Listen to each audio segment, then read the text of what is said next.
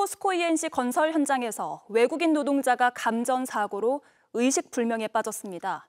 이재명 대통령이 미필적 고의에 의한 살인이라고 하면서 해당 기업을 강하게 질책한 지 단 일주일 만입니다. 포스코는 점검에 나섰지만 이 점검을 마치고 작업을 재개하자마자 또다시 이런 일이 벌어진 겁니다. 심가은 기자가 보도합니다. 광명과 서울을 잇는 고속도로 연장공사 현장입니다. 오늘 오후 1시 반쯤 이 현장에서 일하던 미얀마 국적의 30대 남성이 감전 사고를 당했습니다. 남성은 지하에 있는 고장난 기계를 점검하기 위해 지하 18m 아래로 내려갔습니다. 함께 내려간 동료가 쓰러진 남성을 발견하고 신고했지만 남성은 심정지가 와 의식불명 상태로 병원으로 옮겨졌습니다. 사고가 난 곳은 민간투자사업 제1공구로 국토교통부가 발주하고 포스코 ENC가 시공을 맡았습니다.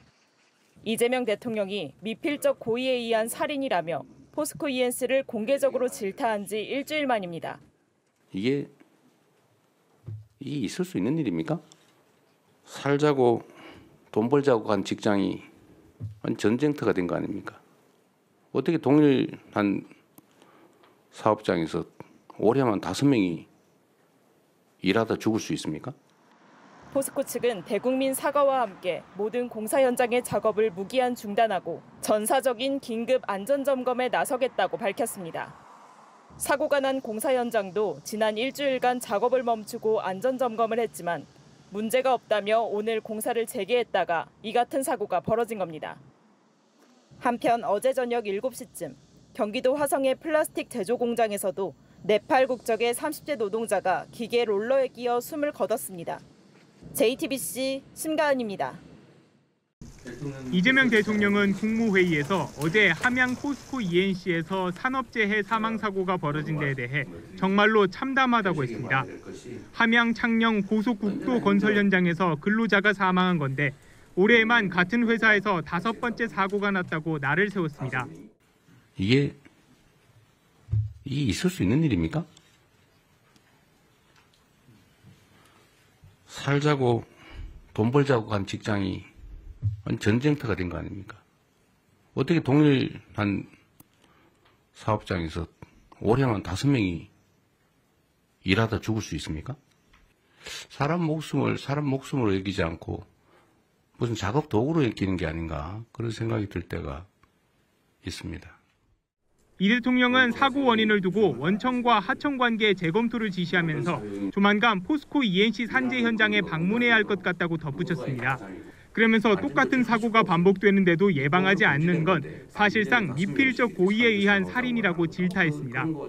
똑같은 장소에서 똑같은 사고가 발생하는 거는 똑같은 방식으로 특히 사망하는 거는 충분히 예상할 수 있는 일인데 이 예상할 수 있는 일들을 방어하지 않고 사고가 나는 거는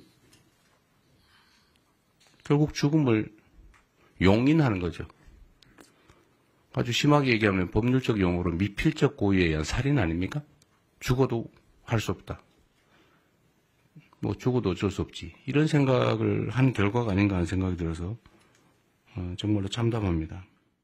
앞서 방문했던 SPC가 8시간 초과 근무제를 폐지하기로 한 데 대해선 늦었지만 다행이라며 말했으니 꼭 지키길 바란다고 강조했습니다. 국무위원들과 산업재해 예방 방안을 두고 토론한 이 대통령은 근로감독관의 증언과 단속 현황을 물으며 사람의 목숨을 지키는 특공대라 생각해달라고 당부했습니다. 김영훈 고용노동부 장관이 직을 걸겠다며 각오를 말하자 산업재해가 안 줄어들면 진짜로 직을 걸라고도 말했습니다. 정말로 철저하게 단속해야 됩니다.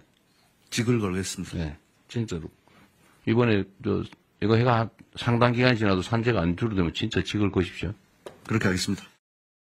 이 대통령은 올해가 산업재해 사망사고를 근절하는 원년이 돼야 한다며 전담 수사 인력과 징벌적 배상 도입 강화 등도 강조했습니다.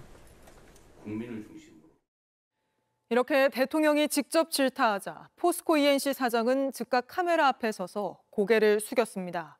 앞서 SPC도 현장 지도를 바꿔서야 방지책을 내놨는데 이 두 기업들 외에도 여러 현장에서 노동자들이 목숨을 잃고 있습니다. 이희정 기자입니다.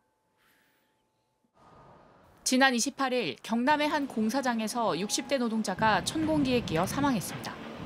지난 4월엔 광명 신안산선 건설 현장의 붕괴 사고로 50대 노동자가 목숨을 잃었습니다. 모두 포스코 ENC와 관련된 사고로 올해에만 벌써 4번째입니다. 잇따른 사고에 이재명 대통령이 해당 기업을 질책하자 사장은 바로 고개를 숙였습니다. 또다시 이번 인명사고가 발생한 점에 대해 참담한 심정과 무거운 책임을 통감합니다. SPC그룹도 사고가 반복되는 곳입니다. 지난 2022년, 23년, 그리고 올해 5월에 발생한 3건 모두 노동자가 기계에 끼어 숨졌습니다. 최근 이 대통령이 이를 지적하자 8시간 넘게 야근하지 않도록 하는 등의 개선책을 내놨습니다. 중대재해사고가 계속 잇따르지만 대책은 늘 뒷북입니다. 강원 동해화력발전소에서는 8m 높이에서 떨어진 외주업체 노동자가, 충남 태안화력발전소에선 기계에 끼인 비정규직 노동자가 각각 희생됐습니다. 2달 새 6명의 노동자가 맨홀에서 작업 중 질식해 사망하거나 겨우 목숨을 건졌습니다. 가장 큰 원인은 원청이 하청에 위험 업무를 맡기는 구조라는 지적입니다. 하청. 그래서 4번, 5번씩 하청이 되면서 원 도급 금액의 절반 정도로 실제 공사가 이루어지니까 안전시설이나 안전조치를 할 수가 없어요. 이거 법으로 금지된 건데 방치돼 있지 않습니까? 올해로 중대재해법이 시행된 지 3년, 한 해 평균 610명의 노동자가 목숨을 잃었습니다. OECD 산재 사망률 최상이라는 오명에 정부가 근로감독관 300명 증원과 사망 시 징벌적 손해배상안 등을 내세우지만 현장에선 여전히 부족하다는 반응입니다. 모든 산업 현장들이 사고가 났을 때 실제 그 현장이 갖고 있는 위험한 요인들 이런 것들을 제대로 봐야 되는데 실제 그거 못하고 있다는 거죠.